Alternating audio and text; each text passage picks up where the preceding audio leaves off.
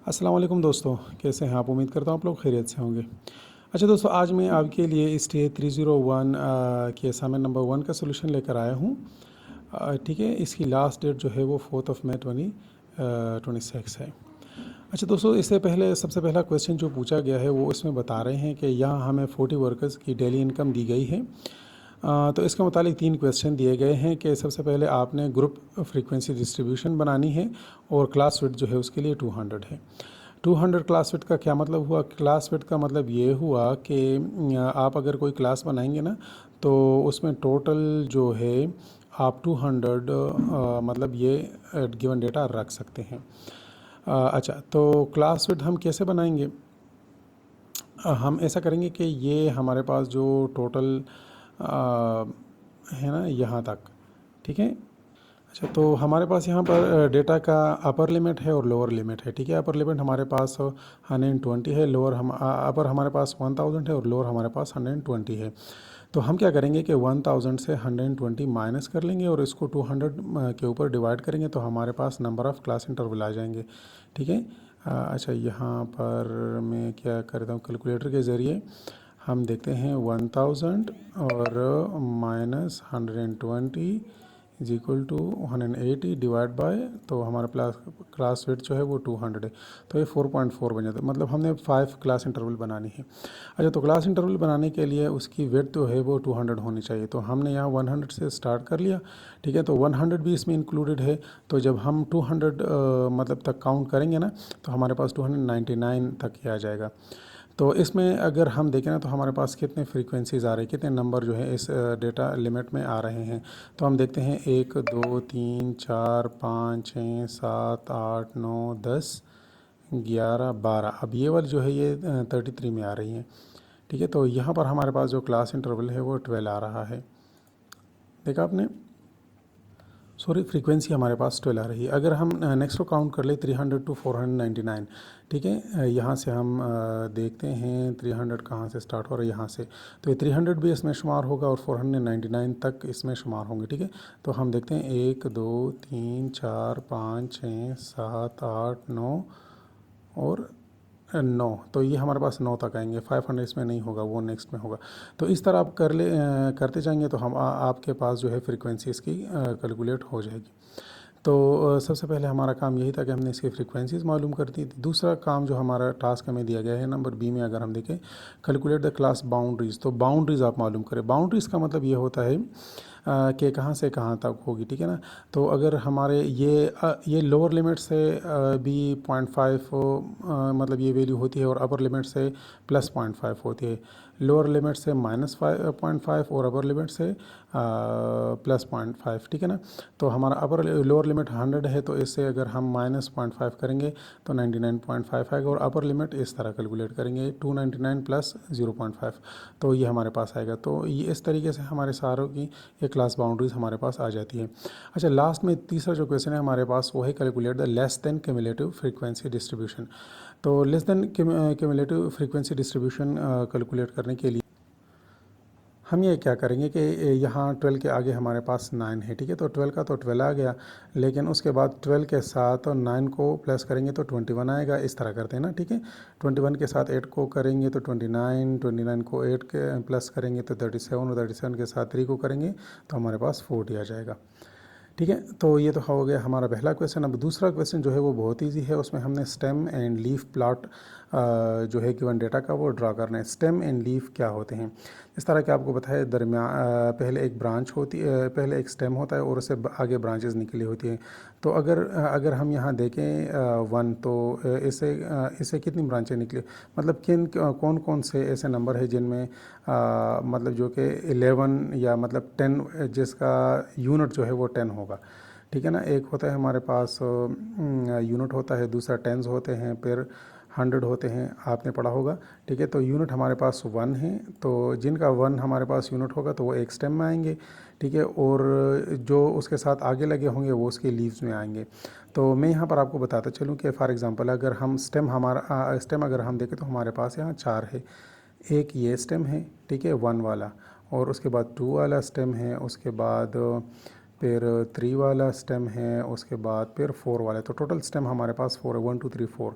अब 1 के साथ हमारे पास कौन कौन से लीव लगे हुए हैं, तो यहाँ 2 5 8 और ये 1 भी है, ये 11 इधर होना चाहिए, ठीक है। तो 1 2 5 1, अच्छा यहाँ से देखते हैं 2 5 8, तो मैंने यहाँ पर लिखे हुए हैं 2 5 और 8, और इसके अलावा 1 4 और 9 और 1 और 4 और 9। तो बाकी आप 2 के साथ भी इस तरह कर लेंगे। ये हमारे पास 2 है, ठीक है। तो 2 के हमारे पास लीव्स कौन कौन से हैं, 2 5 7 4 9। तो 2 4 5 7 9 हमें यहाँ तरतीब से लिखे हुए हैं। तो अच्छा, तो ये हमारा इसका सोल्यूशन होगा, ठीक है। ये हमारे पास स्टेम्स हो गए, ये हमारे पास के लीव्स हो गए। अच्छा, नेक्स्ट क्वेश्चन नंबर 3 में हमसे ये पूछ रहे हैं कि हमें कुछ डेटा दिया गया है और कहा गया है कि 25 स्टूडेंट्स ने इनको टेस्ट में हासिल किया हुआ है। तो इसके नीचे क्या फ्रीक्वेंसी, मतलब स्टूडेंट्स टोटल अगर हम देखें तो हमारे पास 25 स्टूडेंट्स हैं। अगर इनको हम मिला दें, ठीक है, सारों को, फॉर एग्ज़ाम्पल 3 + 5 8, 8 + 9 ये हमारे पास 17, 17 + 8 ये हमारे पास टोटल 25 बनते हैं। तो इसका मतलब है कि ये नंबर जो इन्होंने मार्क्स लिए हुए हैं 10 से 20 के दरमियान 3 लड़कों ने मार्क्स लिए हैं, स्टूडेंट्स ने 20 से 30 के दरमियान 5 ने, 30 से 40 के दरमियान 9 ने लिए हुए, इस तरीके से ना। तो क्वेश्चन हमारा क्या है कि आपने रिलेटिव फ्रीक्वेंसी मालूम करनी है क्लास इंटरवल के लिए। तो हमारे क्लास इंटरवल है, तो इसकी रिलेटिव फ्रीक्वेंसी, एक तो फ्रीक्वेंसी होती है, दूसरे हमारे पास रिलेटिव फ्रीक्वेंसी होती है। तो रिलेटिव फ्रीक्वेंसी की तरफ आते हैं। रिलेटिव फ्रीक्वेंसी हम कैसे मालूम करते हैं? रिलेटिव फ्रीक्वेंसी हम इस तरह मालूम करते हैं कि जो फ्रीक्वेंसी हमारे पास आती है किसी भी क्लास की, उसको टोटल फ्रीक्वेंसी के ऊपर उसको डिवाइड कर देते हैं, ठीक है ना। तो टोटल फ्रीक्वेंसी के ऊपर हमने उसको डिवाइड करना है। तो अगर हम यहाँ देखें तो हमारे पास यहाँ फ्रीक्वेंसी 3 है, ठीक है, और यहाँ हमारे पास टोटल फ्रीक्वेंसी जो है 25 है। तो इसकी रिलेटिव फ्रीक्वेंसी हमारे पास 0.12 आ गई। यहाँ मैं कैलकुलेट करके कर देता हूँ आपको, आप इसको समझ लें, ठीक है। अगर 3 को मैं डिवाइड कर देता हूँ 25 के ऊपर तो 0.12 आ रहा है, ठीक है ना। इस तरह अगर फॉर एग्ज़ाम्पल 5 को अगर 25 के ऊपर डिवाइड कर दूँ, 5 डिवाइड बाय 25, तो इससे भी हमारे पास 0.2 आंसर आ रहा है। तो इस तरह इस सारों को अगर हम प्लस कर देंगे ना, तो फिर ये हमारे पास सम आएगा। तो सम ऑफ रिलेटिव फ्रीक्वेंसी हमारे पास 1 के बराबर होनी चाहिए, ठीक है। तो ये हमारे पास ऑलरेडी 1 के बराबर है। अच्छा, तो ये हमने फार्मूला यहाँ पर लिखा हुआ है कि टोटल फ्रीक्वेंसीज़ हमारे पास सम ऑफ फ्रीक्वेंसीज़ हैं, मतलब ये फ्रीक्वेंसीज़ हमने प्लस करें तो इसे 25 आ गया, वो तो मैंने कर दिया आपको। और रिलेटिव फ्रीक्वेंसी क्या है कि हम जो ये फ्रीक्वेंसी होती है ना उसको हम किसके ऊपर डिवाइड करेंगे, सम ऑफ फ्रीक्वेंसीज़ के ऊपर डिवाइड करेंगे। तो इस तरह हमने रिलेटिव फ्रीक्वेंसी मालूम करी हर एक क्लास इंटरवल के लिए। तो हमारा पहला क्वेश्चन यहाँ तक हो चुका है। अब दूसरा क्वेश्चन जो है वो कह रहे हैं कि आपने कैलकुलेट अरिथमेटिक मीन मालूम करना है। तो अरिथमेटिक मीन के लिए हमें क्या करना होगा, हमने एक और चीज़ मालूम करनी होगी, वो होता है मिड पॉइंट। तो मिड पॉइंट किसी भी क्लास इंटरवल का कैसे लेते हैं? फॉर एग्जांपल ये 10 से शुरू होता है और 20 के ऊपर ख़त्म होता है। तो ये टोटल इसमें जो डिजिट्स हमारे पास नंबर हमारे मार्क्स आ रहे हैं ना, तो वो तकरीबन 11 मुख्तलिफ जो है नंबर्स है ना।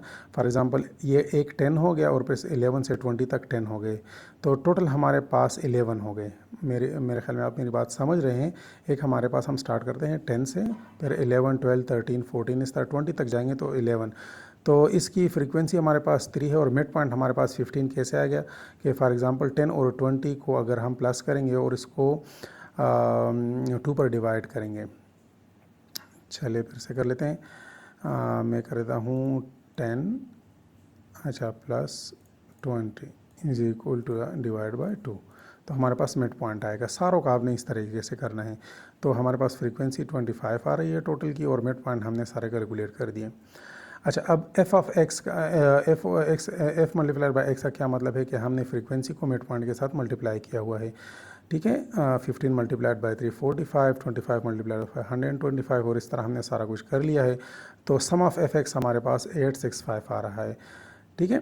सम ऑफ एफ एक्स हमारे पास 865, क्योंकि ये हमें रिक्वायर है इसलिए हमने यहाँ पर इसकी कैलकुलेशन की हुई है।